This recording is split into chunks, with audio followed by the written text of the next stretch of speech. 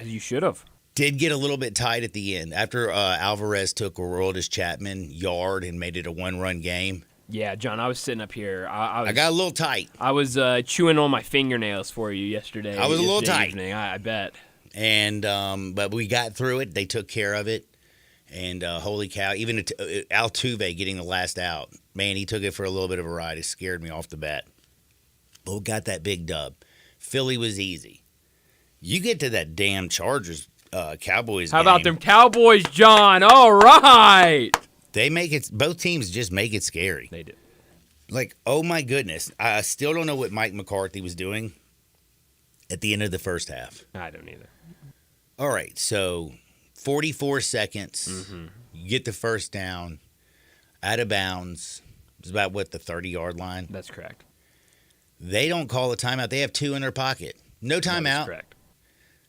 The next play that comes up is 14 seconds when they do call the timeout. And then they throw a little, just basically curl underneath the Tony Pollard and get tackled. And then they don't call the timeout. They wait till he goes all the way down to 3 seconds and just kick the field goal. Played very conservative right there, McCarthy did, who, by the way, scored a touchdown on 4th down. Who also failed to score because they went forward on a 4th down. And nobody can do a quarterback sneak like Jalen Hurts and the Eagles. I don't understand why not. Yeah, it's weird. But they've got it mastered. They've got it mastered, and the Cowboys could not pull that off. Dak Prescott's a big dude. They got a good offensive line. I mean, are you kidding me? It's just weird. It's absolutely weird. And by the way, you know the Cowboys' best offensive lineman? That's a question. Which one? They're the best one, the one who's got 8 Pro Bowls and only Zach 7 Martin? holdings. Yes. Think about it. Dude's been to 8 Pro Bowls. Yeah. Has only committed holding 7 times. Did it that's last incredible. night for the 8th time, but the penalty was declined. So now he still has more Pro How about Bowls that? than he has holding. That's great. John, there were flags all over the place in that game. Dude, last Cowboys night. aren't. They're just trying to it shoot was themselves rough. in the foot the whole night. No, look, Micah Parsons, who was very, very quiet, came up with a huge sack at the end of that ball game. But Dallas, like, my goodness, I just don't know who this team really is. And then their You and me both. Chargers. And then there's the Chargers. And I'm dead serious. Do you know if the Chargers are good or bad? No, I couldn't tell you. I'm serious. I want you to think about this. This Chargers football team, Justin Herbert since 2020, when he's coming to the league, my man has 14 fourth quarter game-winning drives. You know what I'm saying? Like, goes down, gets it done. He also leads the league in one-score games in the fourth quarter with the most interceptions through another big one. I mean, it's weird. Justin Herbert, great quarterback, but it's either feast or famine. They played the Remember the opening game of the year? They played the Dolphins. To one of the best football games you'll ever see was 36-34. It was a shootout. It was crazy. It could have gone either way. Then I don't know how they did this. They went to Tennessee and lost that game. Sure did. To a terrible Tennessee Titans football team. Titans team. Take care of the Vikings, take care of the Raiders. You're like, all right. And then the Cowboys, they lost by 3. Every game this year they've lost by 3 or fewer points. Wow. Like, are they good or are they bad? I mean, Good Brandon question. Staley, you know he's going to cost you some points. He cost them yesterday. Again, should have kicked the field goal earlier in that ball game. He also went for it on 4th down.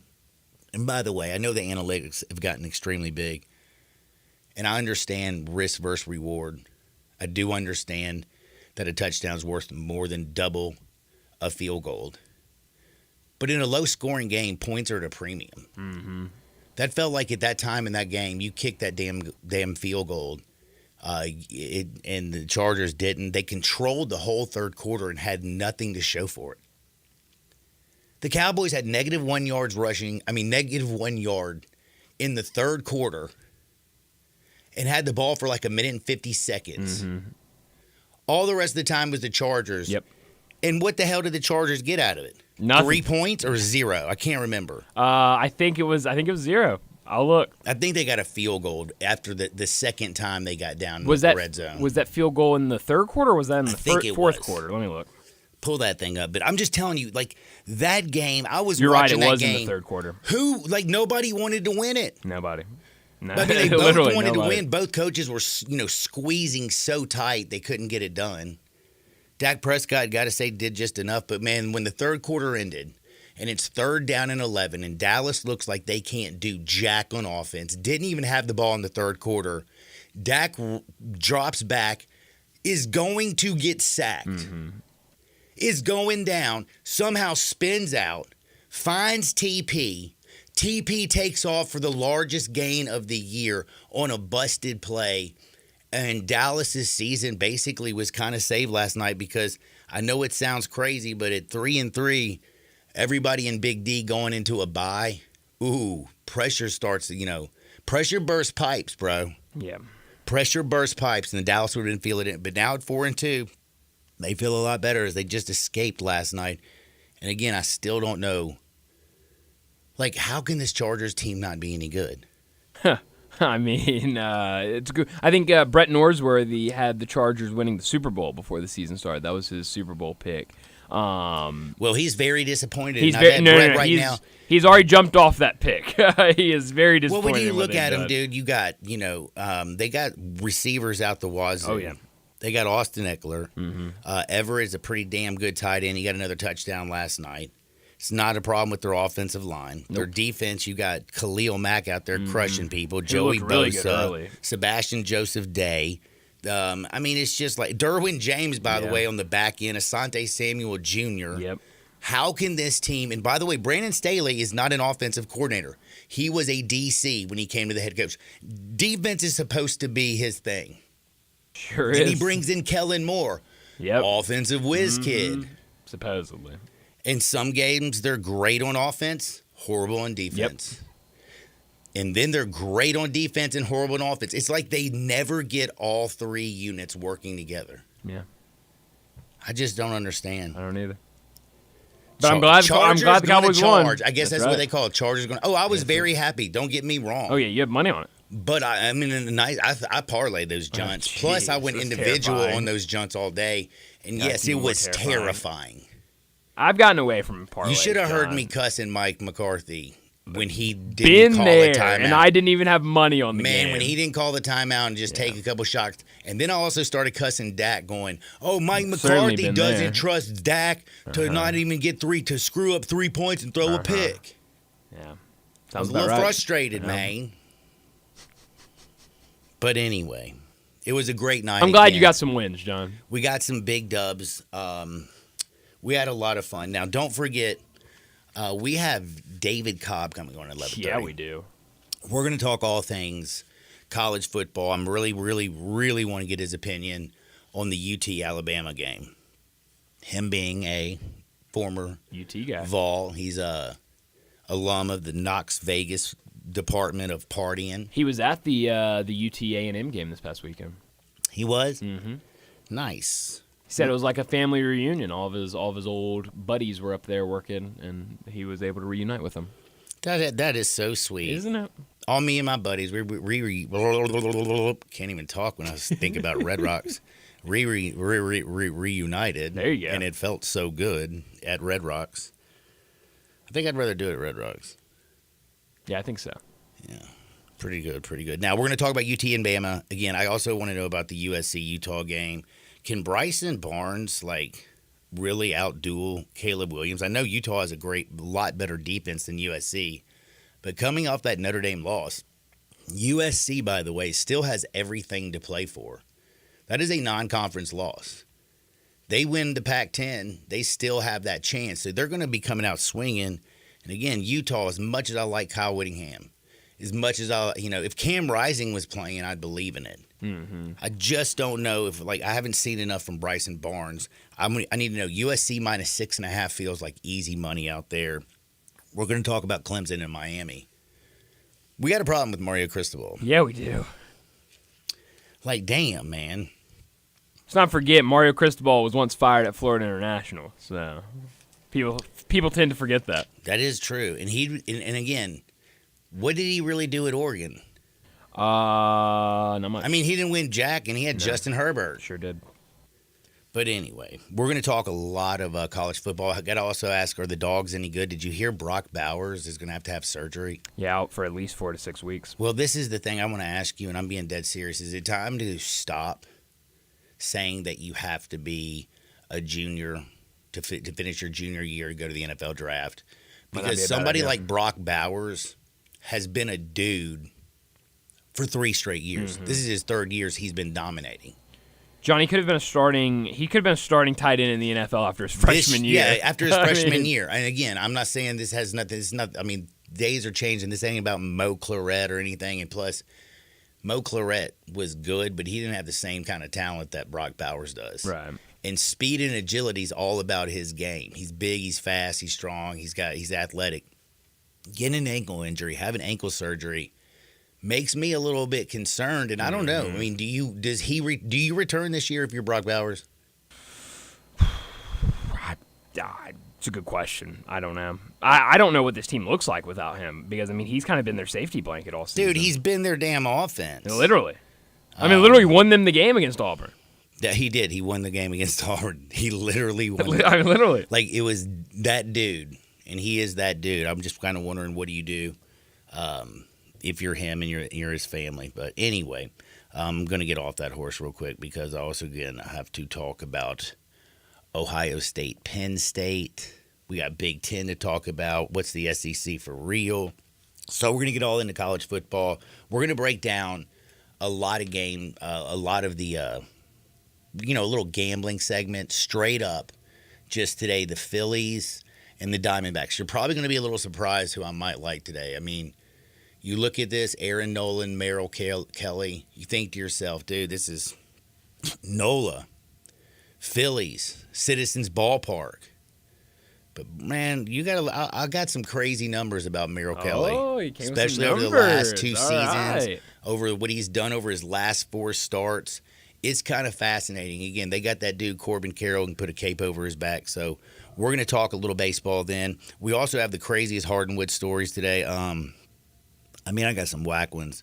You got T.O. getting in fights, getting hit by a car because of a basketball game. You got, like, a really sad story. Comes to us from MTSU. Have you heard about this one at all? I've not. So, apparently, and we'll get a little bit deeper into it to try to figure out what this man's doing, but the director of the Nick Woodley, he's the director of football player personnel at MTSU. Okay. They play tonight, I think. They were arrested. Sure do. Oh, and by the way, I don't know if you know this, timing is everything. I guess so. You see what I'm saying? Uh-huh. Like, you got to be like, when you got this story in the bag, I could have used it on Monday. You know that, right? Oh, so this has been in the chamber for a while. Well, I mean, I only found it yesterday. Oh, today's Tuesday. I just held on to it for 24 hours. Wow, I'm impressed, John. I am impressed with myself, too. But MTSU does play Liberty today, 6 o'clock on the CBS Sports Network. You also have Western Kentucky, Jacksonville State, Southern Miss, and South Alabama. 3 college games tonight on a beautiful Tuesday. Plus, we have the NLCS now. Nick Woodley, the director of football player personnel at MTSU, will not be on the sidelines because he was arrested over the weekend for allegedly exposing himself to a teenager. Oh, that's not good. At Target. Do you like Target, John? Well, I'm going to just leave it at that. You know what I like? That I like ATVs. When I was in Colorado, I was riding 4-wheelers all over the joint. A little dirt bike, a little fat bike. I was having tons of fun. And if you want to get out there and have fun in the outdoors, go to 3425 Summer Avenue, Scooters Plus.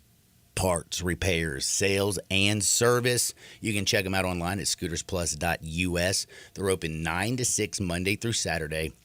And they got a inventory blowout, super reduction price. Man, the price is always right at Scooters Plus, largest showroom. And again, they got a bunch of inventory coming in for the holiday seasons. Everything in the stores got to go. Prices are just slashed. Head on over to Scooters Plus, 3425 Summer Avenue. Again, parts, repairs, sales, and service. And don't forget they have financing available. Back in Two Shakes with David Cobb from CBSSports.com. Sports 56, 98.5 FM. Join the voice of the Tigers, Dave Woloshin, for Wolo and Friends. Weekday mornings from 10 to 11 here on Sports 56 and 98.5 FM. I'm with John Burgos from the world-famous Rendezvous in the Alley since 1948. Brett, I want to talk about our seasoning and sauce today. Our sauce is a great blend of sweet, mustard, and vinegar. It's good on so many items other than barbecue. It's good on pizza. People use it in lieu of ketchup. But our seasoning is the original dry rub, created by my father using a mixture of Greek and Cajun spices. People think our sauce and seasoning are good just during the grilling season. Nothing could be further from the truth. It's good year-round. Our seasoning is good on fish, chicken, deviled eggs, corn on the cob, French fries. People even put a dash in a Bloody Mary. To get a complete list of all of our recipes using our products, go to hogsfly.com, click recipes, and you'll see 50 wonderful items and dishes. And Brett, our sauce and seasoning is available at most grocery stores, and if they don't have it, please remind your grocer to stock it. And our slaw is also available at most Kroger stores. Thank you, John. The Rendezvous, Mr. Charlie Burgos' Rendezvous in the Alley since 1948 and celebrating its 75th year.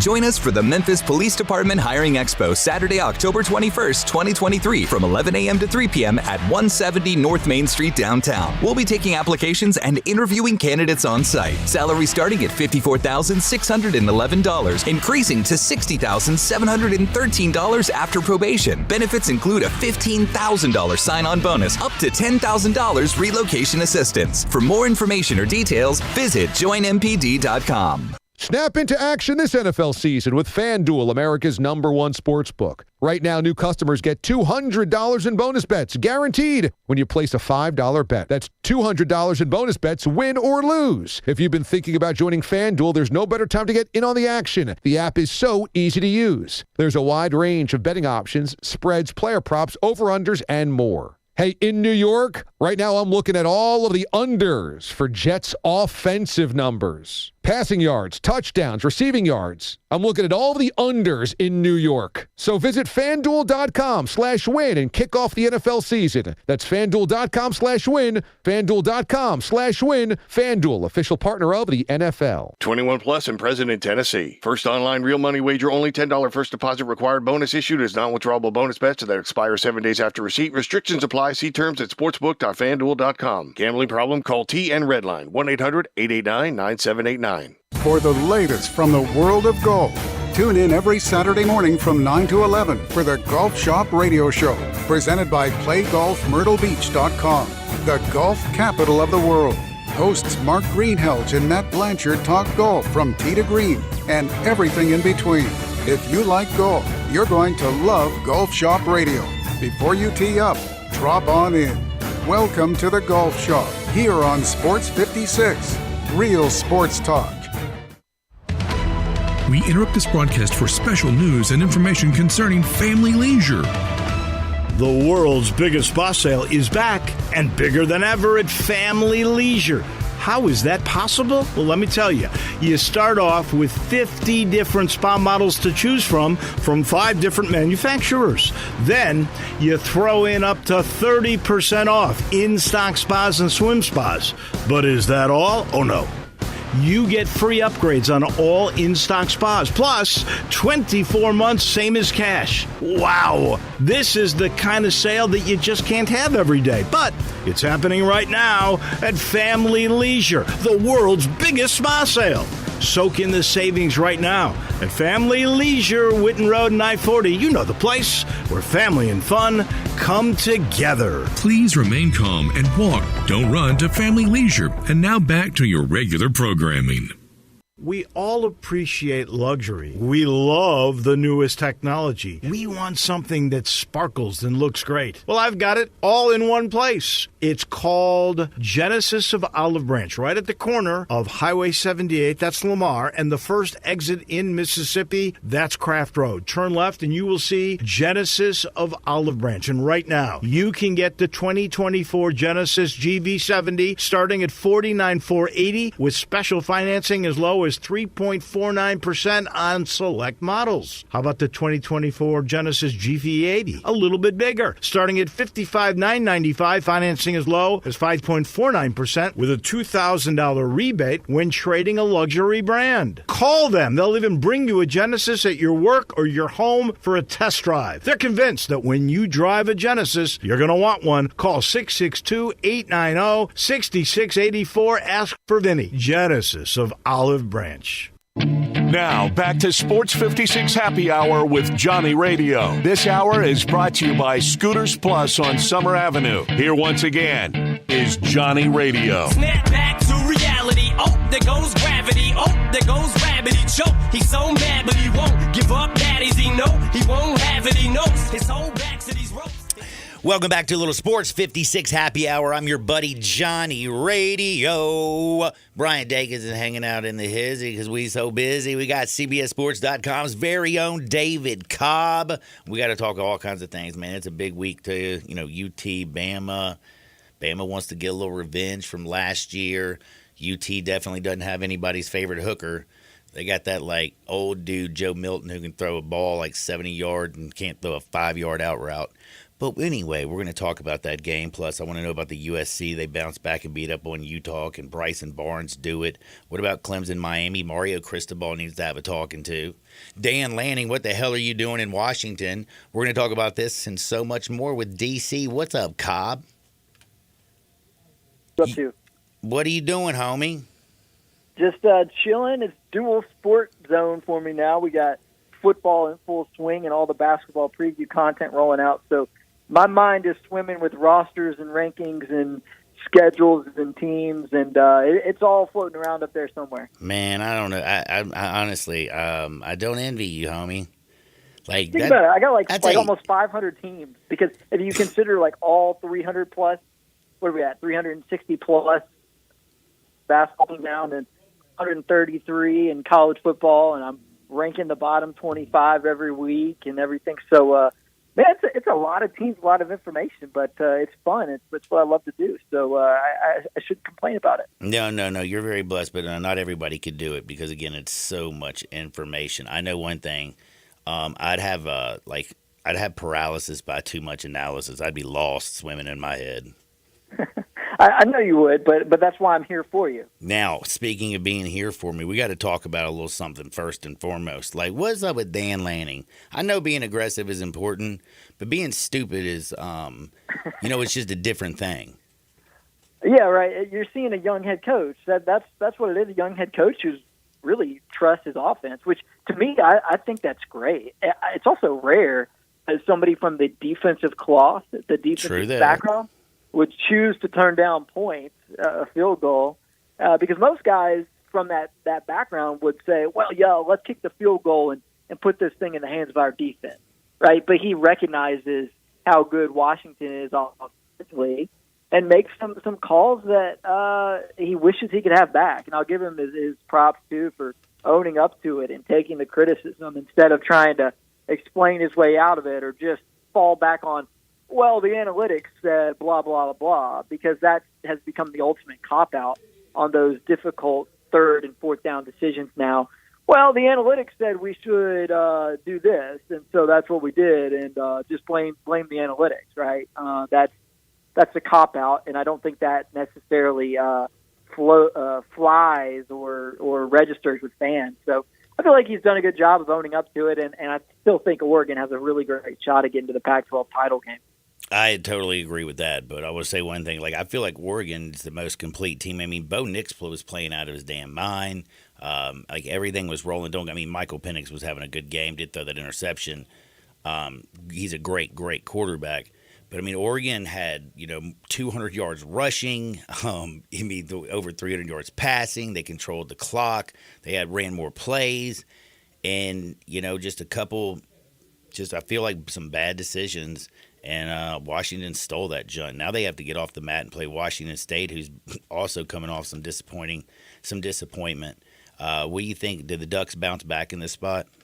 Yeah, absolutely. I think we're starting to see the upper crust of the Pac-12 separate itself a little bit. That was a great game between Oregon and Washington.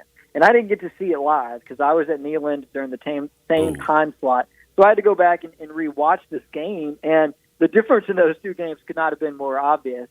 Tennessee and Texas A&M, that was honestly a terrible game. And it was clear those two teams are not necessarily SEC title contenders. Whereas when I watched Washington, Oregon, I saw a much better played game. And to me, it seems pretty apparent that those are two conference title contender type of teams. And those are two teams that still have legitimate college football playoff hope. So with all the struggles we've seen from USC and some of the vulnerabilities now of these other Pac-12 teams coming into focus, it feels to me like a two-horse race. Even though USC is sitting here at 4-0 in league play, they have the toughest portion of their league schedule in front of them. And I think there's a really good chance that USC takes two conference losses. And they got right this week. And that could be a situation where Utah rises from the dead, no pun intended there with Cam Rising, who is probably still going to be out. I was going to say he's probably still going to be out, and that's the one thing. Like, if Cam Rising was back, I would feel so much better about Utah. I love Kyle Whittingham. But coming off that, loss to Notre Dame, 3-interception performance at home at the Coliseum, I just feel like this is going to be a game where Caleb Williams comes out and throwing darts all over. And I don't trust Bryson Barnes to go toe-to-toe with Caleb. And I know Utah has the better defense, don't get me wrong. But again, Caleb Williams and Bryson Barnes are such different quarterbacks, it's not even funny. Yeah, but Utah is just as good, if not better, defensively than Notre Dame. And think back to that UCLA-Utah game where Utah picked six UCLA on the first play of the game, right? And then you think back to USC against Notre Dame last week. What does Caleb Williams do? I think it was USC's very first offensive possession. He throws an interception. Utah is good enough to drive USC mad. And then USC is not good enough defensively to stop or mitigate Utah's running game. We saw it last season where Utah beat these guys on two occasions because they were just more physical up front. I kind of see that playing out in a similar fashion.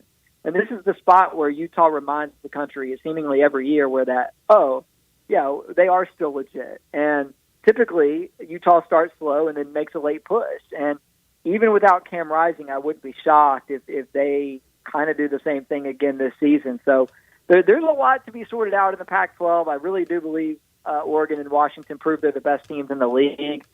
There's no guarantee that the end standings show that, though, because there are landmines out there in this conference, and it's a fun league. I hope the Pac-12 goes out with at least one team in the playoff. I think that would be a lot of fun.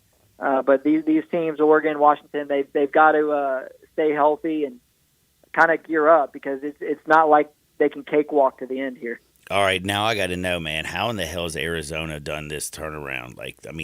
This is a team that went on the road, should have beat Mississippi State, played Washington to one-score game, was lost by 2 points to USC at at the LA Coliseum, and then they just went out there and beat the brakes off of Washington State in their house. Yeah, I think the difference there has been going to a quarterback that doesn't make as many mistakes as Jaden DeLara, and that was not necessarily Jed Fish's choice, but Jaden DeLara, they got to go with Noah Fafita, who might be the shortest Power 5 quarterback that I've ever seen on the field. Yeah, but he had 350 yards in the last game. I don't know, that little dude's out there just chunking the ball. Right, and he's only thrown 2 interceptions, and whereas Jaden DeLara reception every 15 passes, so and then fumbles once every 5 times he's out of the football. So, no, the quarterback transition there, though not by choice, has actually led to better results for Arizona. And what I guess probably what surprises me more is that Arizona is playing well defensively. I mean, we've seen how good Washington State's offense can be, and for them to go out and hold that group to 6 points is pretty shocking. Man, it's college football is a wild, wild world now. Over at one other thing I wanted to talk to you about before I jumped out of the pack is how did Colorado lose that game to Stanford and let some dude go out there and get almost 300 yards receiving and what was it, 3 touchdowns? Amazing, yeah. Io Manor, right? Yep. I couldn't make it to the end of that game. Like, I'm getting old, John. Like, I am struggling in the late night window. Like, it used to be no problem. Now, like 11:30 hits and like the adrenaline of the late night or the evening window wears off. And then by the end of the first quarter in that late night window, I am just like, I can't do it. And even though this game was a Friday night game, I still passed out before the end of it. But yeah, no, I went back and watched the 30-minute condensed stuff on it. And I mean, basically that Colorado defense sort of fell apart.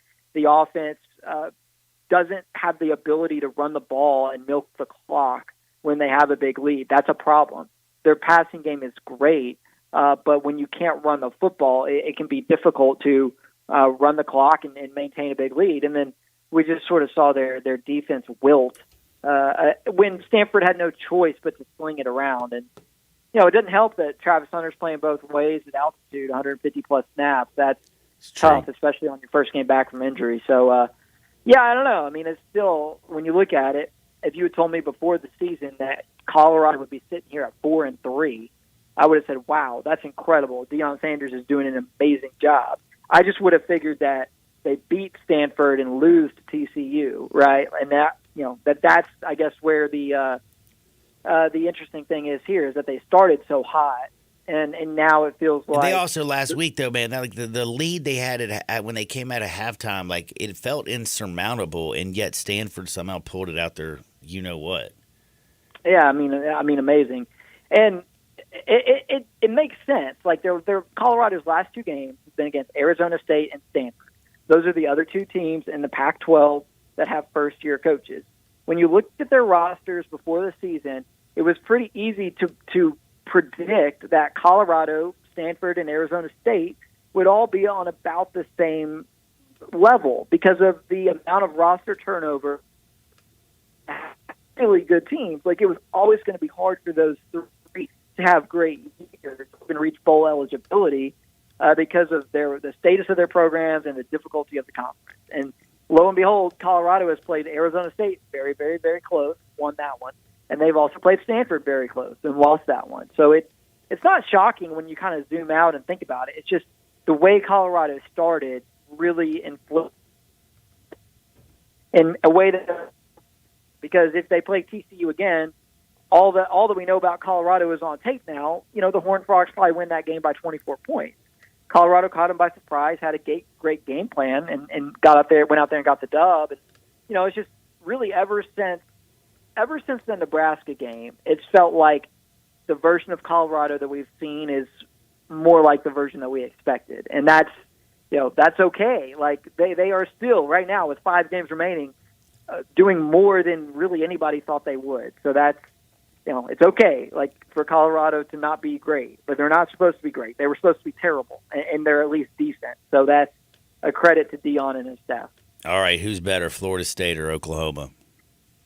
Yeah, I'd go Oklahoma. Florida State freaks me out a little bit with how they kind of mess around with some of these lesser teams. I mean, I know their final score against Syracuse was a pretty lopsided margin, but go back to the Virginia Tech game, the Boston College game. They're letting teams hang around that really have no business being on the field with them, and that's a concern because when you look at the ACC and random results, like think about Saturday night, Louisville becoming a national darling, an ACC frontrunner, and then they go and lose to Pitt, right? Like that's what the ACC is. Like they got to go play Wake Notre Forest. Dame, yeah. Yeah, like exactly. So who would have seen that coming? But now with Florida State, it's just a whole bunch of trap games like that every week. Well, they got Duke this week. Game. That's the 6:30 ABC game. That one I think is going to be a good one. The one that's the reason I'm mainly asking is because I'm like, Florida State's a 14-point favorite over Duke right now. Duke's defense is insane. Mike Elko is the job he's done. Hell of a coach. Okay, get this. So they lost their quarterback, Riley Leonard, their star quarterback, and then they go and play NC State And beat last the brakes off of them. Yeah, without their quarterback. They completed 4 passes, John, 0 in the second half. Their quarterback was 4 for 11 with no completions in the second half. And they won that game 24-3. So that tells you a little something about that Duke defense. And, I mean, they're not going to hold Florida State to 3 points, but they could hold Florida State below 20, and if they get a break or two on special teams, they could be in that game. Man, that line, I just was like, wow. I know they lost their quarterback and everything, but I didn't realize they only threw. I didn't realize that. I just saw the final and was like, damn, Duke, without the quarterback, still rolling. I didn't know they didn't throw any passes in the second half. That's like some Tennessee Titans Malik Willis offense right there. My gosh, I watched that on Sunday. That was not a fun watch. That was brutal. All right, so and by the way, Oklahoma doesn't really have a scare this week because, of course, they play Central Florida. That's not a real big deal. Now, the other one I got to bring up is, of course, Ohio State, Penn State. Like, damn, man, two 6-0 teams, but 2 teams that I feel like I see some explosive plays out of them. I respect what Ohio State winning that game in Notre Dame. Penn State, I've seen some bright spots. For all the stars they got on the offensive sides of these balls, especially with Penn State's running back, neither one of their offense this year I feel like is really taken off. Both teams got real good defenses. Ohio State is at home, and they're a 4-point favorite. Who do you like, Franklin's boys or Ryan Day's? Yeah, I like Penn State straight up. I'm not a believer in Ohio State. Ohio State, to me, is not a national title contender. I still think there's a chance Penn State could be. I still think there's a next level that Penn State's offense can get to. Drew Aller has been the consummate game manager, keep him out of mistakes, not throwing interceptions. He's done what Penn State has needed him to do to get them to the Ohio State game undefeated. And now it feels like there could be another level with the Penn State offense. Their receivers have been quiet. There's nobody on the perimeter who really scares you. But it seems to me like maybe the passing game starts to take a step forward now that they're at a portion of their schedule where they need to be more dynamic, where maybe they've kept some stuff close to the vest against a really bad run of teams to this point. Now they can open things up a little bit more. And Ohio State is better defensively than it's been in the past, but I don't think Ohio State is as tough as Michigan. And they might not be as tough as Penn State because that Penn State defense is really, really good. And I think Ohio State's going to really struggle to move the football against Penn State. So if we get a little something from this Penn State offense, I think the Nittany Lions can get it done. All right, I need to know, this is very, very important. Is Jim Harbaugh just like trying to get his quarterback in a good place, or do you believe he could be the greatest, the best quarterback ever to play at Michigan? I know J.J. McCarthy's numbers are nuts this year, completion percentage out of control, leading the country in yards per pass. I know all this, but they haven't played anybody. Are you sold on J.J.? Yeah, he's a good quarterback. I don't think he's one of the best quarterbacks in the country, though. I think the West Coast guys are better quarterbacks. I think I'd take Drake May probably over J.J. McCarthy. Quinn Ewers, maybe Dylan Gabriel over J.J. McCarthy. He's a fringe top 10 quarterback in college football. That's how I would characterize J.J. McCarthy. And similar to Drew Aller at Penn State, he's done what's been required, which hasn't been much. When your defense is as good as Michigan's and your schedule is as bad as Michigan's, what do you even really need the quarterback to do other than go out there and do his job? We've not seen him go win them a game this season with the pressure on and whatnot. And he had a couple of moments last season where it seems like he took those steps toward being the alpha and where he came through when they needed him, right? But that's not necessarily the story of J.J. McCarthy's career. We're not talking about some Tom Brady-esque figure here who's got 7 or 8 come-from-behind fourth-quarter victories on his resume. I mean, he's been at Michigan for a minute now, and they've never really needed him to be a superstar, and they might not this year. So people want to put his name out there for Heisman, and honestly, I don't really understand it because I think we could get to the end of the season, and his numbers are going to be nothing like what Mac Jones did at Alabama back in 20, or nothing like what Joe Burrow did at LSU in 19. And that's kind of the standard in this era, is prolific production from that position.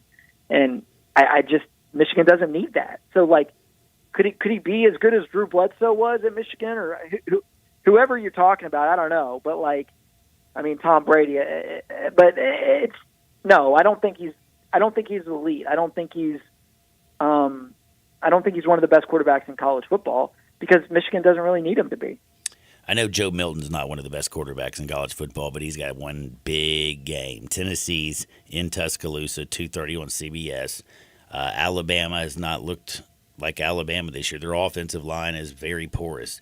Tennessee, believe it or not, their front seven's a hell of a lot better than I expected it to be. Tennessee's secondary's weak, but I don't think Jalen Milroe can take advantage of it. Also, I think Joe Milton couldn't do jack on Alabama's offense. This game, I have no idea what's going to happen. The odds makers in Vegas have this thing as a 9-point favorite for Alabama. Who you like? I mean, I would go Tennessee against that spread. I don't know that I would take Tennessee straight up. Think it's going to be like a one-score game kind of game? Yeah, low scoring, unders, total's 49. I'm thinking, man, under. Yeah, and what was the score of last year's game? 52-49. Am I right? Yes, Something in that neighborhood. The losing team in last year's game scored basically as much as the point total is in this year's game. If that doesn't tell you about the quarterback play for these teams, nothing will. I mean, you talk about downgrade. Bryce Young and Hendon Hooker to this. I mean, come on, that's nasty. Like, that's the quarterback play in this game is not enticing whatsoever. But to the credit of Alabama and Tennessee, their defenses have stepped up. The way we saw Tennessee win against Texas A&M on Saturday was very foreign, because you just don't associate Josh Heupel coached teams with game-changing defense, and that's what Tennessee did defensively against A&M, and Alabama has been really solid defensively as well. So, in the end, yeah, I think it's a low-scoring game, and I don't think Alabama wins by double digits. That spread seems rather large to me, but I do think Alabama has shown the ability to win close games because of their defense. Their kicker is one of the best in the country. I don't think he's missed this year, if I'm right about that. So little things like that you look at and you think, okay, well, maybe Alabama gets the edge at home, but a double-digit margin of victory seems unlikely to me. Man, David, thank you so much for your time. I know you got a busy schedule. Basketball is right around the corner. You're getting that geared up. You got football. What you got coming down the pipe over at CBSSports.com?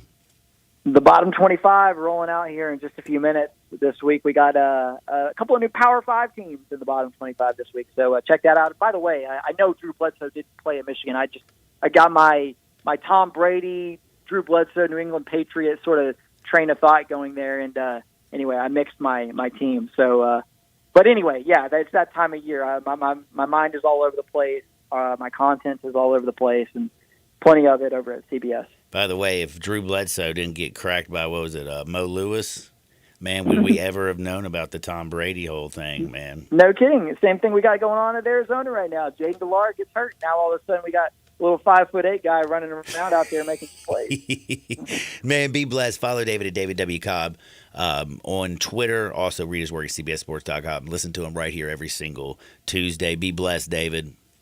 Appreciate it, man. That is DC. We're going to take a quick break, but before we do, I have to remind you of one thing. Whoa, fall fashion. You feel the weather is a little crisp in the air. Head on down to Frontier Western Wear. Get on over there to Frontier Western Store at 5880 Goodman Road. They're in Olive Branch. You can go online to frontierwesternstore.com. They have the largest boot showroom on planet Earth. You can see it from outer space. I'm telling you. It's huge. It's huge.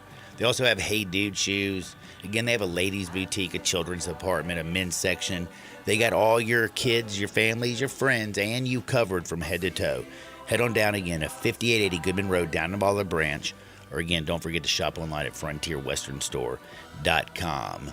Zach Boyd's on the other side. We got Hardwood because it feels so good. I got some bets, and I'm going to give away some stuff. I got a little something to give away. Yeah, don't touch that dial. Sports 56 98.5 FM. You raise the blade, you make the change, you rearrange me till I'm sane. You lock the door and throw away. Everyone needs protection, whether you're on the field or on the road, so make sure you have the best. Bob Simpson State Farm Insurance can buckle you up with auto insurance, can back you up with life and health insurance, cover your business whether it's starting, growing, or maturing, and don't forget to insure your home, no matter if you're an owner or a renter. Like a good neighbor, State Farm is there. Call Bob Simpson today at 901-381-1233 or go online and get a free quote at bobsimpson.org. Stay protected with your good neighbor, Bob Simpson. Welcome to Triumph Auto Sales, where you'll have a great car buying experience. Triumph Auto Sales is your #1 source of quality pre-owned vehicles ranging from lease returns to new car trades, all at huge savings. Plus, Triumph has a full array of financing options to meet your needs. Find your next car online at triumphautosales.com or stop in today at 4875 Elmore Road. Triumph Auto Sales will help you get the vehicle you want at the price you need and the service you deserve. For a great car and a great experience from a local and family-owned business, visit Triumph Auto Sales. The Crazy Coop, America's premier wing destination, has 27 delicious flavors to choose from and counting. Like the Buffalo Ranch, a perfect combo of ranch seasoning with a little kick. Mango Habanero, sweet taste of mango followed by the heat. Or sweet maple bourbon. The taste will remind you of chicken and waffles. And that's just 3 of the amazing 27 chicken wing seasonings that you can get at the Crazy Coop in Bartlett at 7199 Stage Road. And now open the Crazy Coop Express at 1315 Ridgeway off Poplar. Some like it hot. How about the Crazy Sweet Lemon Pepper Hot or Crazy Suicide? Can't take the heat? Get the 4-cheese roasted garlic or barbecue bacon bourbon. Ask about the $9.99 lunch special. Now those are some crazy good prices. The Crazy Coop, 2 locations, 7199 Highway 64 between Atlin and Kirby Whitten and 1315 Ridgeway off Poplar. Family owned and operated, The Crazy Coop, America's premier wing destination.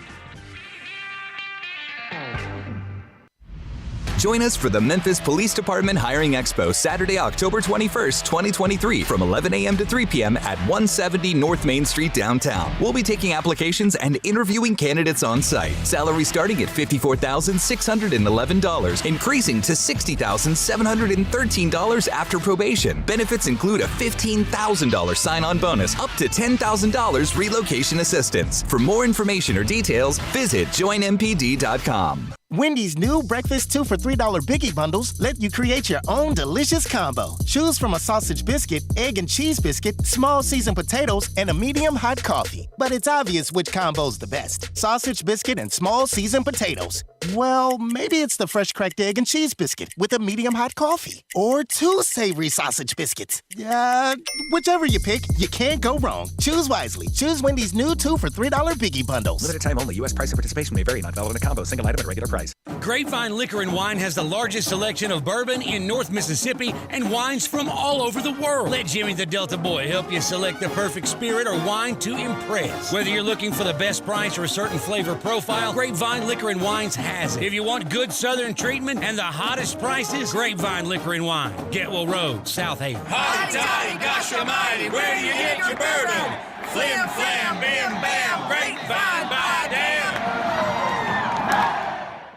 What do you get when you have a dream, a beer, and a business plan? Meddlesome Brewing. Meddlesome's classic ales and lagers capture the true Memphis spirit. Strong, tenacious, and unforgettable. Meddlesome captures true Memphis spirit as well with community events including the Meddlesome Meandering 0.5K Saturday, November 4th with live music, event cup, and plenty of brews like Memphis Style and 201 Hopler. Meddlesome Brewing on Trinity in Cordova just east of Shelby Farms. On tap and canned packages. Meddlesome Brewing. Never settle, always meddle. At Jason's Deli, when you're dining in or picking up curbside, you can expect wholesome food and no surprises, just delicious sandwiches, crisp salads, and quick quality meals made with the freshest ingredients and no artificial trans fats, MSG, high fructose corn syrup, or artificial colors and dyes. Around here, a lot of thought goes into what we put into our food and what we take out of it, because you're not just taking a bite, you're getting a taste of who we are. New items are constantly being created to expand our menu for all tastes and special diets with vegan and gluten-free options available. Convenience and on-time delivery you can count on. It's just a click away at jasonsdeli.com, so whether you need to feed 5 people or 5,000, the team at Jason's Deli, they have the credentials and the commitment to keep you satisfied. Freshness is nearby at Jason's Deli with locations at Ridgeway in the Park Place Center, Poplar and Highland, Germantown Road in Cordova, and on Goodman Road in Olive Branch. Jason's Deli. It's wholesome food and no surprises. We are Sports 56, WHBQ Memphis, and W253DF Memphis. Flynn Broadcasting Stations. But you gotta be willing to take the hit and not pointing fingers saying you ain't where you want to be because of him or her or anybody. Cowards do that, and that ain't you. You're better than that. Now, back to Sports 56 Happy Hour on Sports 56 and 98.5 FM. This hour is brought to you by Tito's Vodka. Here once again, Johnny Radio.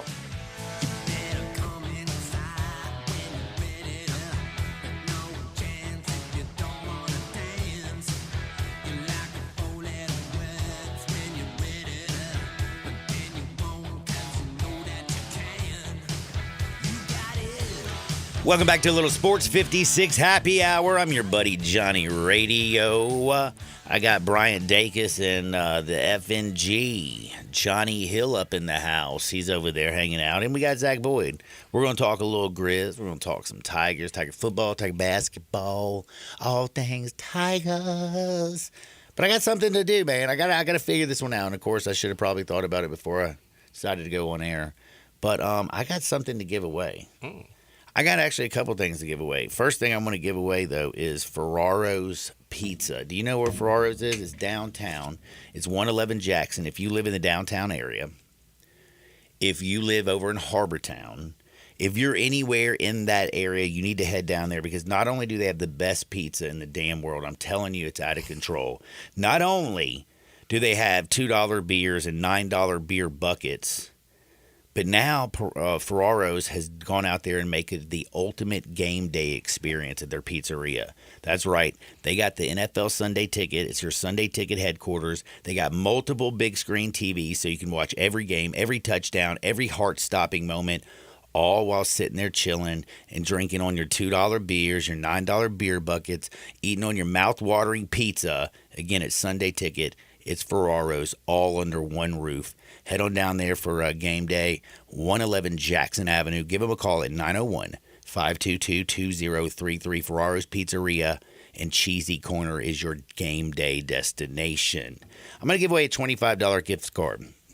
But the way I'm going to do it, first person to text me, because that means I want somebody to win it that lives downtown. Absolutely. So just text to 901-360-8255. What's the downtown area code? Put your name and your phone number. I know I live downtown. I know. I was about to say, John, you're going to have to tell me what the downtown area code is during a break because I won't be able to know who's right and who's wrong. Well, we're going to have that 901-360-8255. I want somebody to enjoy Ferraro's Pizzeria, enjoy the pizza, the game day, and the beer and all that good stuff. But now it's time to get to my good buddy, Zach Boyd. What's up, Zach? What's a cracking? What's going on? Hey, man, do I need to put my name in the text line to see if I can win? Zach, you know, I don't know if you're eligible to win, but I mean, I guess you have just as good of a chance as everybody else. Hey, listen, I think I know. I think I know the downtown area code. I do not. I can look it up though. I guess. I feel like I worked down there long enough to know you it. Do, so. yeah. What's happening with you, Johnny? Man, just chilling like a villain. Got back from vacation, trying to get the cobwebs out.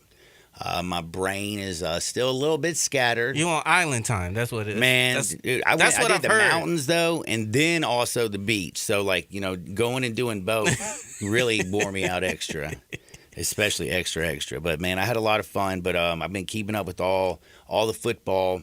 I've been missing out a little bit. What's been going down with the Grizz? I know Derrick Rose now. We've seen him play in his uniform. We've heard some of the things he's talked about. Marcus Smart, had a little bit of a stomach virus. But just what's going down with the Grizzlies? Yeah, so far, Derrick Rose is just as good as advertised. If not, he will be in a reserve role. Better than actually what we expected. It seems like. A lot better.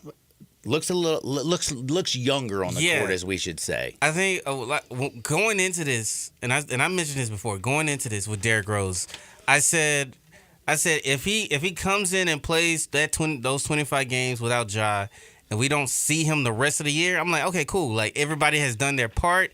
Some players have stepped up and done their role, and I was like, cool. We don't have to use Derrick Rose for most of the season. But then when I saw him in person in the first preseason game, I said, yeah, there's no way we're going to sit Derrick Rose for 70, 60 plus games because of how everybody else is playing. So yeah, that's not happening. Like he still got the wiggle, he still got the juice. Like it's there. It's still there. So Derrick Rose, like he said, he's also not going to be Ja's babysitter. He's here to, he'll talk with him, lead by example, et cetera, but he's here to play some ball. I think that's just a great sign, again, because Ja feels like he's also motivated. Everything you're hearing him from what he's doing at practice, even the way he's handled his social media, you got a, motivated Derrick Rose who's older, who's, time's running out. He's back here in Memphis. Wants to go get it. You got Marcus Smart, a dog, who's coming in. Yeah. And you got a very highly motivated Ja Morant. Desmond Bane's insane, man. So, we haven't even got there. But, you just feel good that about right now, your point guard situation, your shooting guard situation, you feel strong. Yeah, you feel real strong about your backcourt, at least. Because at least you can throw some lineups, some interchangeable lineups with that. The biggest thing is figuring out what you're going to do at that 3 spot, and that's been the biggest topic of conversation the last couple of years, because it's like how are they going to figure out this spot? And so far, Zaire Williams called his number at media days, and the brother is showing out, and I love every minute of it. The dunk was nasty. The dunk was filthy. I didn't even know he had that in him. I knew. Honest to God, I didn't. I knew he had it in him. I wasn't expecting it for him to pull it out that quickly. No. And now, so I was talking with Terry, and that's one thing. I mean, when you're looking on Twitter, when you're hearing everybody talk about the Grizzlies, can he bounce back? If he's going to bounce back, it better be this year, because this is all about your money, your bag. Oh, yeah. And if you're going to be on an NBA roster or a two-way next year. So he's got to bounce back with, a vengeance. Do you really think it happens? I think so. Like I said, preseason, you gotta take it with a grain of salt, because everybody's not playing their full collection of players, and the rotations are kind of wonky. I mean, you think he's going to actually go from literally being buried so far on the bench he couldn't get out to now he's going to actually play a role? I think so. I really do. They need him. I really do, because again, the back end of his rookie year, I saw everything that I need to see from this kid going forward. Defended one of the best perimeter players on the planet in the playoff series. Was holding up against him. Was knocking down shots. He looked confident on the floor. He was just as much athletic as anyone else on the floor, which has started to become somewhat of an issue with this team now, because there's not enough athleticism on the perimeter. He was checking off all those boxes his rookie year. And then when it came to his sophomore year, he lost all the confidence because he was hurt. And coming into this offseason, the reason why he was hurt so much was because he was in the middle of a growth spurt. So he grew 2 inches over the entire year. So say that, hey, I get it, man. Sometimes your body grows a little faster than your brain can handle. Exactly. And so then at that That's point, happened to me when I was 13. I was just kidding. Never. I believe it. Hey, John, you're in a little bit of trouble on the text line. People are wondering if you multiple mean downtown zip areas code instead of area code, because the area code. Hey, guess what? I told y'all my brain ain't working. Sure did. But they sure know. did. Here's what I'm saying. The person who figured out that it was the zip code is going to be the winner as long as we're still going to have to wait till break. I can't text any of these people back and tell them they're winners because I don't know what the zip code is for downtown. So we'll have to wait till the break. Thank you all for texting. I just want to let you know that people are curious, and some people being a little smart on the text line saying 901. Of course, 901. You know what? Then say no to drugs. I think there were 3 that said 901. It's a great answer because they're technically right, because that's what you asked for. I mean, they're technically right. Technically right. You know what, man? I might have to let one of them 901s who got in first with the 901 in a nice dig. We'll decide at the break. I'm gonna give out something else. Yeah, we'll decide at the break. Y'all get back to y'all's Grizzlies talk. I just wanted to jump in there with that. I'm going to give one of the 901, one of the area codes going to get a Ferraros, and I'm going to give away 2 of them. I'm just generous. especially since I'm the one who made the mistake. Of course. See, that's owning up to that, man. That's me And doing my much business. like Zaire, he's owning up to his mistakes. Amen. So he's owning up to his lack of confidence and everything. So he's coming out and he's showing that he, nobody worked harder the offseason than him. So I also wanted to know, how much, I don't hear a lot of people talking about John Conchar. What? No, keep going. I'll explain. No, please go. No, it's nothing against John Conchar. It's just he's going to play probably 15 to 20 minutes. I mean, you hope not. In the first 25 games, he probably will. Maybe, but in an ideal world, you don't want to play Conchar. Listen, I'm not arguing with in you. An ideal That's the one thing that looks like the big weakness. Yeah. That and also everybody's scared to death about the health of Steven Adams. I mean, Of that's course. your biggest fear is, if you're a Grizzlies fan, is, well, I mean, there's a couple fears. Like, I believe, like I've already pushed past this, Ja ain't no idiot. I'm not worried about him. Yeah. When he comes back, I think Ja's going to be better than advertised. Oh, yeah. Steven Adams, however, a bulky knee with a dude who's like 7'1" and like heavier than all get out, that does scare the bleep out of me, because we saw what happened in the postseason when you don't have him on the court. I mean, the X-Man went out there and did everything he could, and I thought played well. He just didn't have the size. He just don't have that size and the juice, man. So you worry about that. And then the other one is you worry about how many minutes is John going to play. The whole point of drafting young guys and playing them early is so that they can take minutes away from the John Conchar type of players. Now, again, like I said, there's no offense to John Conchar. He's an NBA player. He is. You just don't want him to be starting, or you don't want him to play more than 15 minutes a game ever. Exactly. You don't want him. You don't want him to be a key piece. No. Of a sure of as a hell rotation. don't want him starting, man. Right. Because to me, it's been Zaire and it's been David Roddy. To me, those are the two totally different. Those are the two guys that so far this preseason have shown that if you put them in a rotation, if you give them some minutes, that they will produce. Now I get it, like Conchar has his specific role that he does, where he shoots corner threes, and I guess he rebounds at a high level. But having, like you said, missing that juice, that is Zaire and that's David Roddy.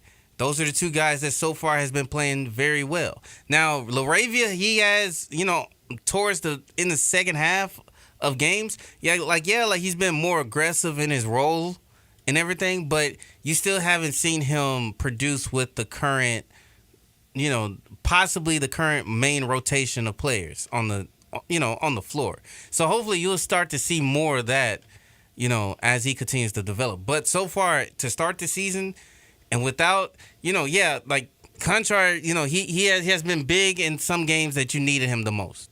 Where you thought where you didn't think you needed him the most, he's been big.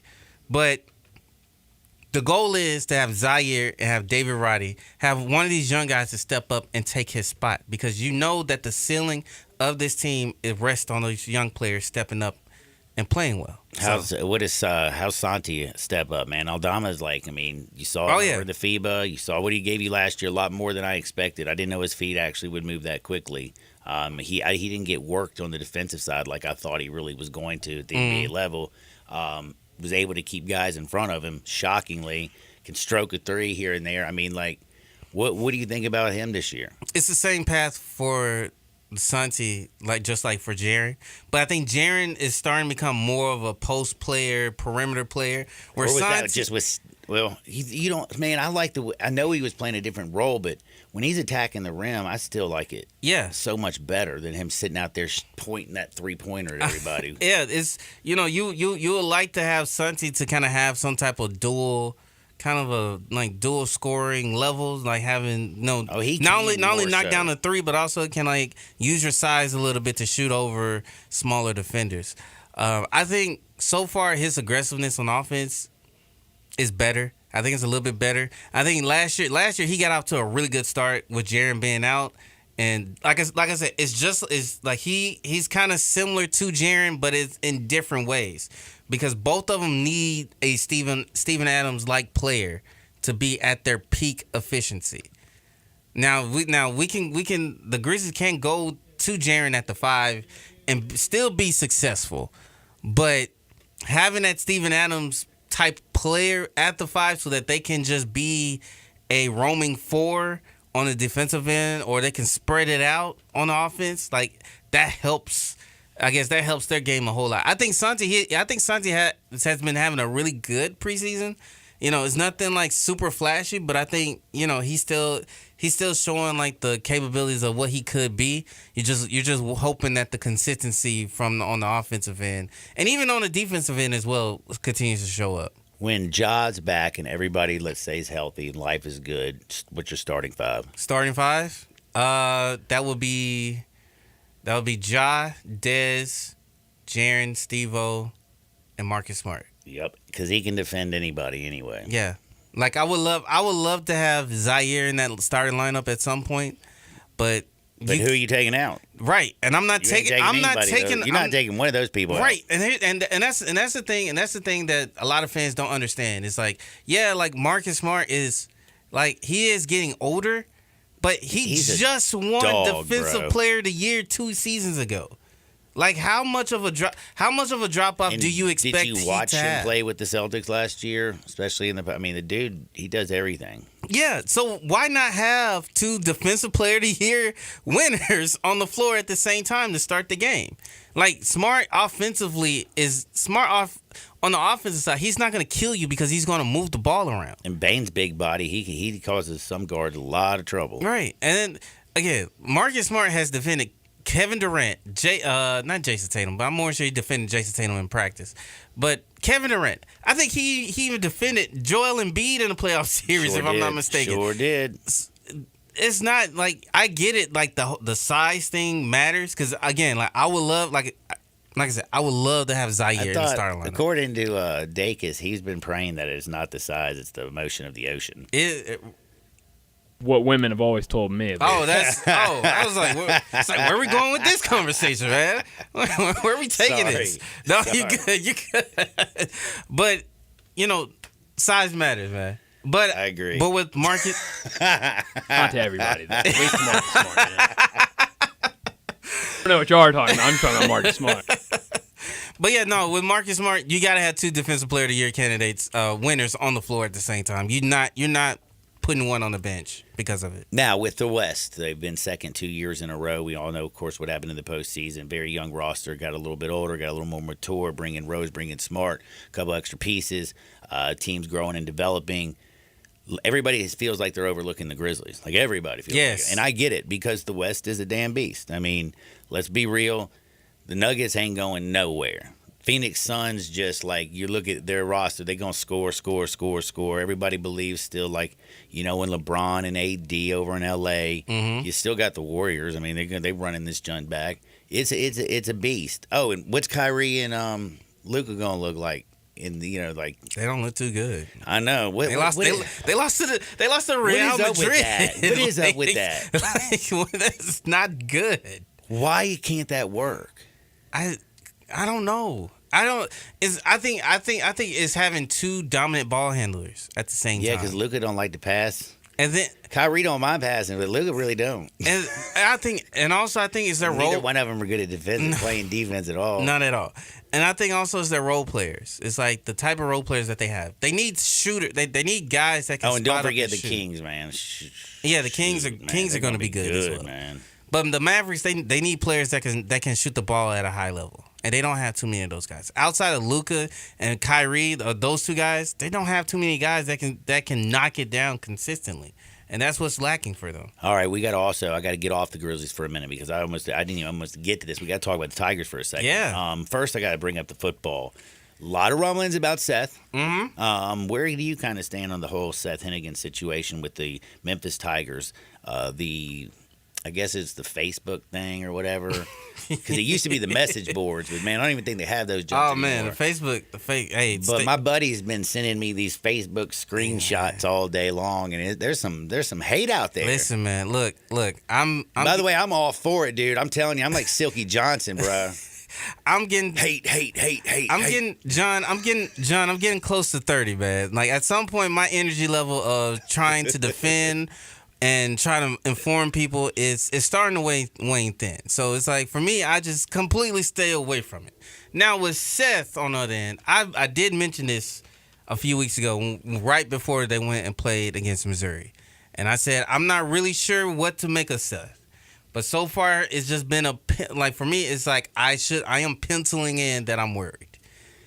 I am starting to worry just a little bit. I'm still worried. I'm starting to worry. Now we've taken the pencil and we're probably going to write it in pen right now. Like we're starting to worry just a little bit, but it's not like a red Sharpie moment at the right now. I think that, man, offensively for him, it's been the turnovers, man. It's just think he's already got 7 of them. It's been the turnover. It's like this is not his MO. And it's almost like the offense have lost some juice. Cause you know how if you think about the quarterbacks in the past, you think of Paxton Lynch, you think of Riley Ferguson, even Brady White. Like there is that juice of, okay, you put them in the offense. Also in those big moments they came up. They came up really big. Yeah. Here for Seth, it's like it's not there quite yet. Now I do. And they wrote off 21 straight points. And I caught the momentum, and I thought they were about to route Tulane. And then it was like, what the bleep? They came out there and go 3-0, and you're like, damn. Yes, I thought when they scored 21 straight points, I was like, offense solved. We can go ahead and rub our hands, get ready for this New Year's Six bowl game, and like let's get the party going. But offensively, it's for some strange reason it's been stagnant, and there is always the element of the big play, and we haven't seen too many of those big play elements, and that's usually coming from talented QB seeing the field really well and getting it to his guys immediately. I feel like sometimes also I got to put a little blame on Silverfield. I don't think he's the kind of quarterback who needs to go out there and throw the football 40 times a game. When like in Missouri, he threw 47 attempts, 2 interceptions. Against Tulane, 43 attempts, 2 interceptions, 3 sacks. Also had 3 sacks. Got sacked 3 times against Missouri. You look at him, a nice comfortable range. Man, against Boise State, man, no crazy yardage, 269 yards, 2 touchdowns, 0 picks, completion percentage above 63.5. I mean, 55.8% against Tulane. I don't know, just yeah. And I get it. Like I said, I understand. Like hell, he looked bad in the Navy game too, if I remember correctly. It wasn't that. Yeah, that whole damn team looked bad in the Navy game. So I feel like I'm picking on somebody because that defense couldn't tackle nobody. Oh man, like we God, don't remind me. That scared the hell. Now here's the thing. I will say NIL has played a big part in the reason why Seth has regressed in a way, because all the playmakers that he has had, they're gone. And so he's having to relearn a new group of guys. And then also, I guess the offensive coordinator, like he's still kind of learning. But then again, like you're 3 years into college football. You should have some semblance or should have some understanding of, how, reading the defense, making sure that you don't put your team in a peculiar situation. And so that's kind of where most fans are. It's like, yo, you're in year 3. I get it. You had all this change, but for a year 3 quarterback, you can't continue to put your team in this situation where you're just giving the ball away. And so I think that's where the fans are kind of like looking at, well, can we look at someone else? Because right now we're not sure if we're going to make it to a bowl game. The problem is when he's on, he's on. Right. And he looks the part. I mean, he's 6'3", he's a big kid, he's got a big arm, and when he's on, he's on.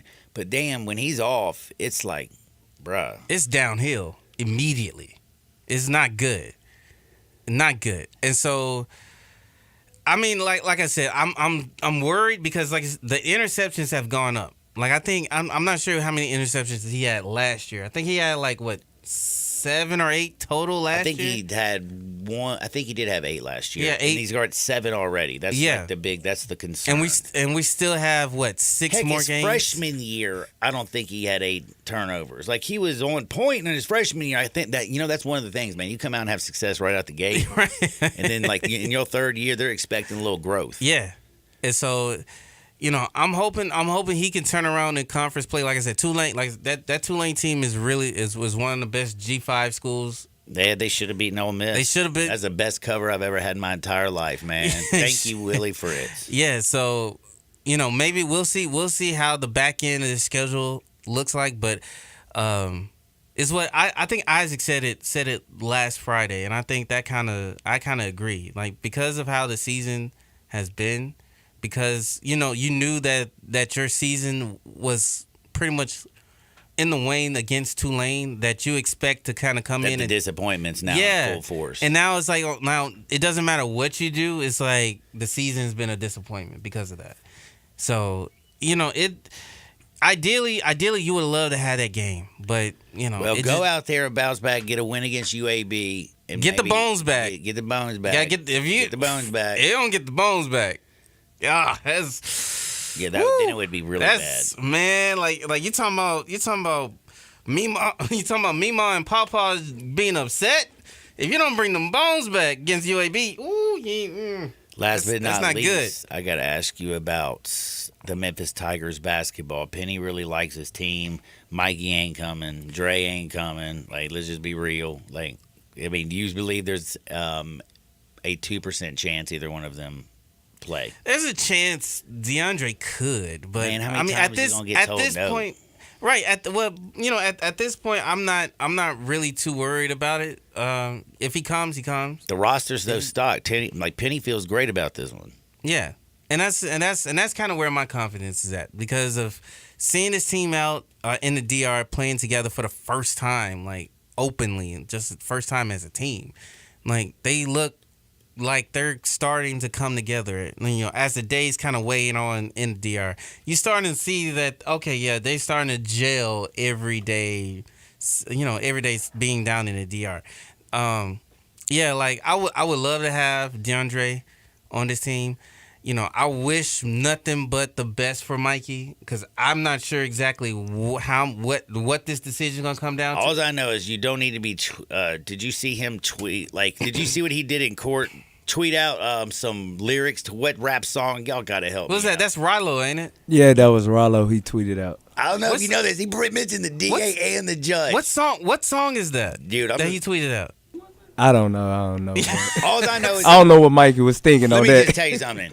When you come out first day in court, and then you come out there and you be tweeting out on your little social media that millions of people follow, and you talking about the DA and the judge, how they got you feeling, not smart move on day one. Yeah, that's a bad look. Yeah, that's a bad look. But terrible look. Again, immaturity, and I talked about this with Brian last week. This is immaturity, and where's now for me it's funny as get out, because I'm like, damn, homie, just he's just leaving up in court facing 28 years, man. You got money coming in and all this stuff, and you out there tweeting out Rilo, man. Yeah, Judge and DA got me down. Shoot.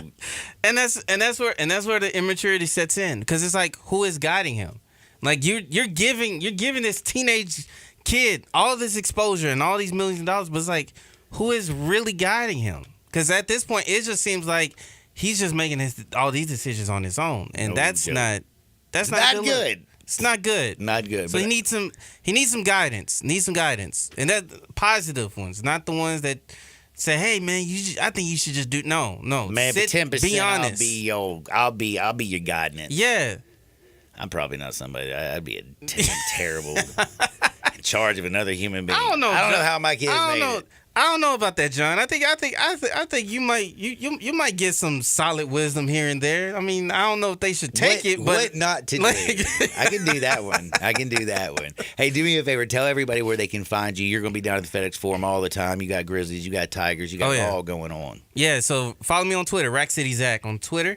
Also, I work with the New Tri-State Defender. So keep up with the New Tri-State Defender on Facebook, Twitter at tsdmemphis.com, and on Instagram. Man, and also don't forget out there making good decisions. And here's a good decision. You need to sell your house fast. 901-406-1101. That's my buddy Bill at iBuy Houses. Any house, any area, as is, as simple as that. That's 901-406-1101. 901-406-1101. Call my buddy Bill at iBuy Houses. We're back in 2 shakes with a little bit of hardwood because it feels so good. Sports 56, 98.5 FM. Broadcasting from the Family Leisure Studio, we are Sports 56 and 98.5 FM. We all appreciate luxury. We love the newest technology. We want something that sparkles and looks great. Well, I've got it all in one place. It's called Genesis of Olive Branch, right at the corner of Highway 78, that's Lamar, and the first exit in Mississippi, that's Craft Road. Turn left and you will see Genesis of Olive Branch. And right now, you can get the 2024 Genesis GV70 starting at $49,480 with special financing as low as 3.49% on select models. How about the 2024 Genesis GV80? A little bit bigger, starting at $55,995, financing as low as 5.49% with a $2,000 rebate when trading a luxury brand. Call them. They'll even bring you a Genesis at your work or your home for a test drive. They're convinced that when you drive a Genesis, you're going to want one. Call 662-890-6684. Ask for Vinny. Genesis of Olive Branch. Whether it's date night, a birthday, or just because, raise a steak in celebration at Ruth's Chris. Open in the Regalia Shopping Center at the corner of Poplar and Ridgeway. Treat yourself to one of our classic USDA prime beef steaks, seasoned and broiled to perfection. Then serve sizzling hot on one of Ruth's signature 500-degree plates. Visit Ruth'sChris.com to make a reservation. Ruth's Chris Steakhouse, Memphis. This is how celebrating more is done. Make your next grill your last with the Big Green Egg at East Memphis Ace. Smoke, bake, roast, sear, and grill, all with a lifetime warranty. Ready to cook in only 15 minutes with cook temperatures below 200, above 700, and anywhere in between. Change your at-home cooking experience for life with our unmatched, authentic wood-fired grill flavor that has our customers raving. Get your Big Green Egg and all our accessories at East Memphis Ace on the corner of South White Station and Quince Road. Sunrise on Jefferson and Sunrise East on Poplar may both be named Sunrise because they serve a fantastic breakfast. But sometimes you can't get to Sunrise for breakfast, and that's why it's important to remember that they both serve amazing lunches until 1 o'clock in the afternoon. You can get a perfect bacon cheeseburger, or the Dirty Bird sandwich with crispy fried chicken and buffalo sauce, or the fried green tomato BLT at either Sunrise location every day for lunch. When you think of Sunrise, you may think of breakfast, but when you think of lunch, throw in some Sunrise. Hey, Mid-South, you looking for a new ride that'll save you some big bucks? We got it at Gossett Kia on the Pike. A new ride that boosts 41 mpg highway and 2023 Kia Forte LXS. $229 a month, $29.99 to its signing. How about 2023 Nero EV Wind SUV? 253 miles of EPA estimated range, $269 a month, $49.99 to its signing. And 2023 Kia EV6 Wind. Get up to 134 city, 101 highway MPGE, $399 a month, $49.99 to its signing. Plus a free charger with your EV purchase. All 36-month leases and Kia's 10-year, 100,000-mile powertrain limited warranty. Ask for Bobby J. He's ready to put you in a new Kia today. Gossett Kia, 1900 Covington Pike, or online, KiaCovingtonPike.com. If you want it, we got it at Gossett Motor Cars. All 36-month lease, $650 acquisition fee, Forte PE 678-6055, MSRP 21,610, Nero P5017859, MSRP 41,090, EV6 P5017859, MSRP 49,687. Includes all rebates and incentives. Must finance through Hyundai. Excludes tax, title, and license. See dealer for complete details. Offer valid through 10/31/23 with approved credit. Dealer stock only. At Sissy's Log Cabin, you'll find only spectacular natural diamonds that will remain treasured for generations. That promise is now symbolized by the engraved Sissy's signature and sapphire, representing our guarantee of extraordinary service, selection, experience, and quality. Stop by any of our stores or visit sissyslogcabin.com and experience the Sissy's promise for yourself. Find a jeweler for a lifetime, only at Sissy's Log Cabin, because life's too short for ordinary jewelry. All 36-month lease, $650 acquisition fee, Forte PE 678-6055, MSRP 21,610, Nero P5017859, MSRP 41,090, EV6 P5017859, MSRP 49,687. Includes all rebates and incentives. Must finance through Hyundai. Excludes tax, title, and license. See dealer for complete details. Offer valid through 10/31/23 with approved credit. Dealer stock only. Hey, Jeff Allen, the weather's getting cooler, but the deals keep on getting hotter at Gossett Kia South. What you got going on, Jeff? Only the best deals you'll find on your new Kia, Randy. I've got 41 mpg MPG highway in a new 2023 Kia Forte LXS, $229 a month, $29.99 do it signing. I've got EV action with a 2023 Nero EV Win SUV, 253 miles of EPA, estimated range $269 a month, $49.99 do it signing. And a 2023 Kia EV6 Win, 134 city, 101 highway MPGE, $399 a month, $49.99 do it signing. All 36-month lease. Plus a free charger with your EV purchase and Kia's 10-year, 100,000-mile powertrain limited warranty. So whether you live in Horn Lake, South Haven, Olive Branch, or Memphis, you'll be happy at Gossett Kia on Mount Moriah.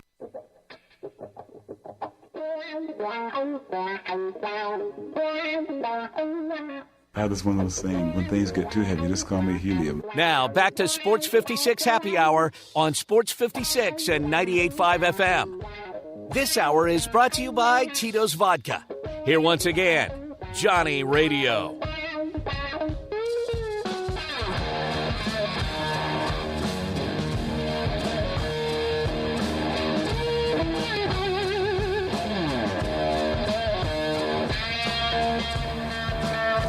Welcome back to a little Sports 56 Happy Hour. I'm your buddy Johnny Radio. Jay is not here. Yeah, you know it's a habit, man. It's hard to break, bruh. You know? It's a habit. Y'all were married for a while. So. Man, it lasted about as long as my first marriage did. All right, good Lord. What, man? I was very lucky to get out as fast as I did. All right. Got to say, happy to a couple people out there. 38103, what I was looking for. That's what I consider downtown. That's Harbor Town. That's like downtown Memphis. Now, like all the Dixie homes over in the little north 38105 would work. Also, Foot Homes at 38126, I would have accepted those too. But we got a couple winners. Yeah, we do. Tennessee Tom.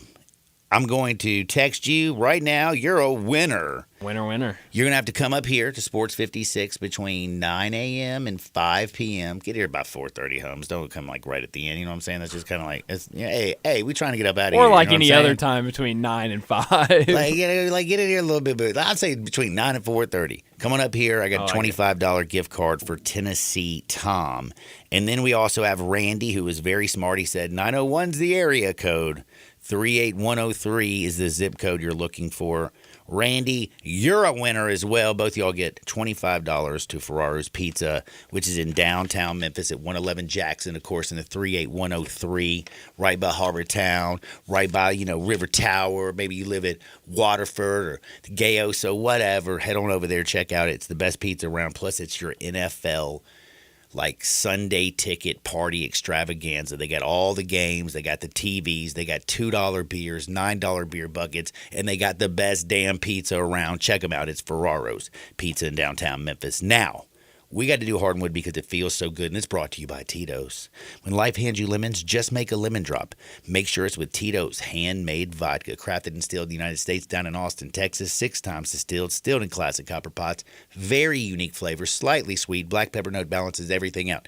Doesn't matter if you're crafting a cocktail or drinking it neat. Get your Tito's on today. Let's go to Hardwood. This is Access Hardwood. Middle Tennessee plays some football tonight. Yeah, they do. 14.5-point dog. Let me tell you something. I couldn't take them. Just because I'm disgusted by Nick Woodley. Middle Tennessee State football this dude is the football director of player personnel, okay? This is Nick Woodley. He's been suspended after he was charged on Sunday with public indecency. It is an incident involving a juvenile where he allegedly exposed himself to the juvenile. Also, he got resisting arrest because he kept trying to shake off the Murfreesboro police and get up out of that junt. Now, the interesting thing is the complaint happened on Saturday.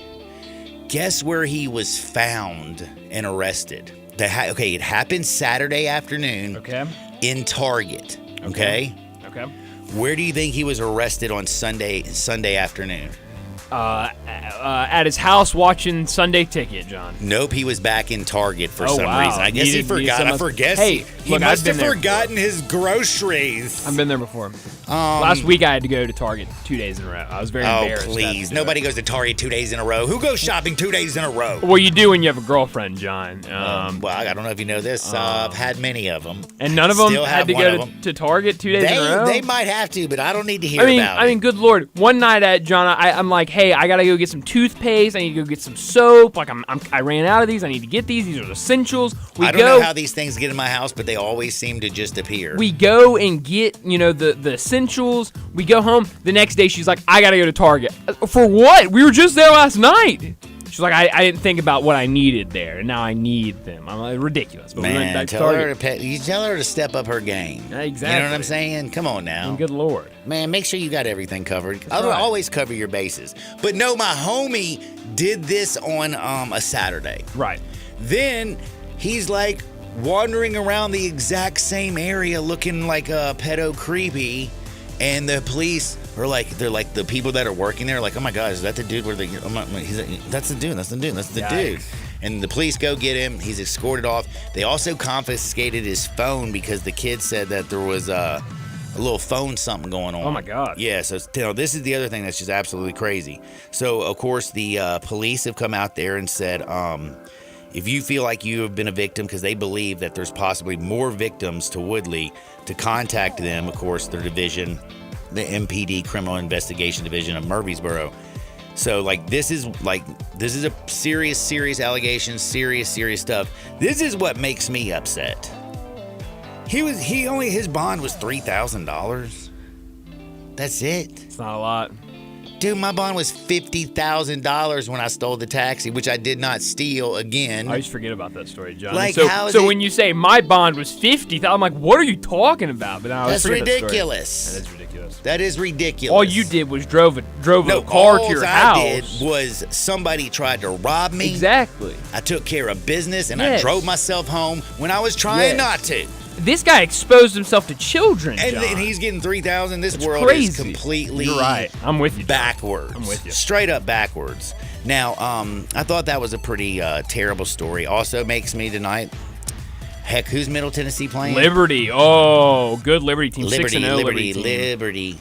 And they've been dominating opponents, John. Oh, man. 14.5, that's a big number. You think I don't know. I don't think player personnel. I mean, we're not talking the head coach here. We're talking about player personnel. It feels creepy to go out You're there. Right. The next day, like 2 days I'm later. I'm not going to go out there and be like, oh, let's go Middle Tennessee. Let's do it. I'll be cheering for Liberty tonight. I'm going for Liberty. Let's go Liberty. Now, some other stories today that I saw. Did you know that Britney Spears is a weirdo? Yes, John, I did. Bro. Why would you go out there and make a memoir about yourself from the first person because you believe the memoir that was already done by somebody else wasn't accurate? But also in that memoir, you're out there being like, yeah, Justin Timberlake impregnated me. Oh. And we decided to... Is it her new memoir or the old memoir? Her new one. Oh. And we decided that we weren't ready for a baby. So they, you know what I'm saying? I don't know if you know this. That's kind of something. I don't know if I'm going out there and putting that stuff on Main Street. You know what I mean? I mean, I love a good book, so maybe I'll check it out. She's nuts, man. But she's not crazier than teen mom Kaylin Lowry. Guess what this woman did? After her birth of her 5th child, by the way, she saved all their kids' placentas and made a placenta smoothie. Gross. What are we talking about here, people? It's gross. That is, why are we doing things like this? I don't know. We need to change the story because I'm getting nauseous. I'm nauseous, man. I'll tell you, I'm disgusted by this. Now, also got to say that I'm also interested about T.O. T.O.'s had a crazy couple years when it comes to, little fracases. Do you remember when he got in a fist fight with the heckler outside the CVS? We're talking Terrell Owens, right? Yeah, man. Yeah. Is there another T.O.? I was just making sure, John, you bring a lot of celebrity names up, and frankly, some of them I don't know, so I was just making sure. Yeah, we're talking about the great wide receiver. The best. Especially with the Eagles. Remember he was out there? He's out there like mad. He cried about his quarterback. He loved his quarterback. I remember him more as a Cowboy. Doing sit-ups. Yeah. Man, sit-ups with the Eagles, man. Oh, man. Dude, he played on a bad ankle in a Super Bowl. Dude's a machine. Well, he got into like a fist fight with a heckler outside CBS. He also got in that wild argument with his neighbor last year. Like, it did lead to criminal charges on the woman, assaulting him. Dang. So, like, I'm telling you, like, he like the heckler, he beat up the heckler because the heckler started it, and he just finished it. The woman came after him. He didn't even touch her. She starts beating on him. She gets arrested. Now, he's out there hooping. You know what I'm saying? He's out west doing a little hoops. By the way, the football game was going on. He wasn't watching it. I mean, it's Monday night. The NFL's on, and my man's out there playing hoops. Guess he's getting ready for the NBA season. Heck yeah. Well, man of many talents, John. He obviously dogged this guy out because this guy got so mad after they were playing hoops. He went out and got in his car and then drove his car into the wide receiver. I did not see this, John. Yeah, and guess what? He got arrested. Good. As he should. He ran over somebody. Like, hold on. Since last year, he's had three people have come and attacked him. I mean, CBS heckler, the woman, his neighbor, and now a dude, he's just hooping it up out in Calabasas or whatever. Calabasas. There, yeah. Blah, blah, blah, blah. Cowabunga. Sounds like to me, John, that he is very good at instigating these situations and then so he's like a woman. Finding a good defense. Okay, I wasn't saying that. I'm just saying Chaz is the best at instigating something, and then I'm like, then I get upset and I say, hey. Your words, John, not mine. And then next thing you know, I'm in trouble somehow, and I don't get dinner. You know what I mean? Works against me. Oh, man. But we're going to take a very small time out here. We're going to come back because on the other side, we got to give you who we're going to play in the Major League Baseball tonight. It's the Phillies. It's the Diamondbacks. Sports 56, 98.5 FM. Start your day with Sports 56 Mornings with Greg Gaston and Eli Savoy. Weekday mornings from 7 to 10, right here on Sports 56 and 98.5 FM. Join us for the Memphis Police Department Hiring Expo Saturday, October 21st, 2023 from 11 a.m. to 3 p.m. at 170 North Main Street downtown. We'll be taking applications and interviewing candidates on site. Salary starting at $54,611, increasing to $60,713 after probation. Benefits include a $15,000 sign-on bonus, up to $10,000 relocation assistance. For more information or details, visit joinmpd.com. It's time for the Fall Haul at Northern Tool and Equipment. Get your hands on tough tools at prices that are tough to ignore. Got plans? Cancel them. Trucks in the shop? Borrow someone else's. Don't like saving money? Right. So head to the Fall Haul at Northern Tool. Back up the truck for the season's biggest event and save on generators, power tools, trailers, and more. Shop in-store or at northerntool.com. We're made for this. Ready to unlock your home's potential? A huge sale has up to 50% off retail at Everything's Yours Appliances with 2 convenient locations in Mississippi, 7095 Hacks Cross Road, Olive Branch, and 8478 Highway 178 West in Visalia. Invest in new appliances knowing you got a great deal. Everything's Yours Appliances has no credit financing available with low down payment and delivery. Everything's Yours Appliances has all major appliances and name brands. Hurry to Everything's Yours Appliances, where customers are number one. O'Reilly. Protect your vehicle's engine with Syntec and O'Reilly Auto Parts. Syntec Premium Full Synthetic Motor Oil is formulated for today's engines to dissipate heat and friction and reduce wear. Get 5 quarts of Syntec Full Synthetic and a MicroGuard Select filter for just $33.99. Limit supply. See store for details. Get Syntec only at O'Reilly Auto Parts. O'Reilly Auto Parts. The Crazy Coop, America's premier wing destination, has 27 delicious flavors to choose from and counting. Like the Buffalo Ranch, a perfect combo of ranch seasoning with a little kick. Mango Habanero, sweet taste of mango followed by the heat. Or sweet maple bourbon, the taste will remind you of chicken and waffles. And that's just 3 of the amazing 27 chicken wing seasonings that you can get at the Crazy Coop in Bartlett at 7199 Stage Road, and now open the Crazy Coop Express at 1315 Ridgeway off Poplar. Some like it hot. How about the Crazy Sweet Lemon Pepper Hot or Crazy Suicide? Can't take the heat? Get the 4-cheese roasted garlic or barbecue bacon bourbon. Ask about the $9.99 lunch special. Now those are some crazy good prices. The Crazy Coop, 2 locations, 7199 Highway 64 between Atlin and Kirby Whitten, and 1315 Ridgeway off Poplar. Family owned and operated, The Crazy Coop, America's premier wing destination. Go where the season takes you, and it'll take you to huge savings at Gossett Mitsubishi on the Pike. Be packed with power in 2024 Mitsubishi Mirage G4. 37 MPG combined, $18,755 or $199 a month. Ready for adventure? 2023 Mitsubishi Outlander Sport, $25,595 or $299 a month. Plus 7 seating and top safety pick 2024 Mitsubishi Outlander SUV, $32,185 or $399 a month. And every new Gossett Mitsubishi is equipped with Mitsubishi's 10-year, 100,000-mile powertrain limited warranty. You want it, we Gossett. Gossett Mitsubishi, 1870 Covington Pike, or 24/7 at memphismitsubishi.com. If you want it, we got it at Gossett Motor Cars. All 84 months, 500 military rebate, loyalty, conquest rebate, 500, G4, RHFO 1918, MSRP 19255, Sport, PU 015-137, MSRP 26595, Outlander RZ 006545, MSRP 33185, includes all rebates and incentives, PF 695, excludes tax title and license, see dealer for complete details, offer valid through end of the month with approved credit, dealer stock only. Want even more excitement on game day? It's time to get on Prize Picks, the best way to win big on fantasy sports. Here's how it works. Just pick 2 to 6 players and choose more or less on their stats.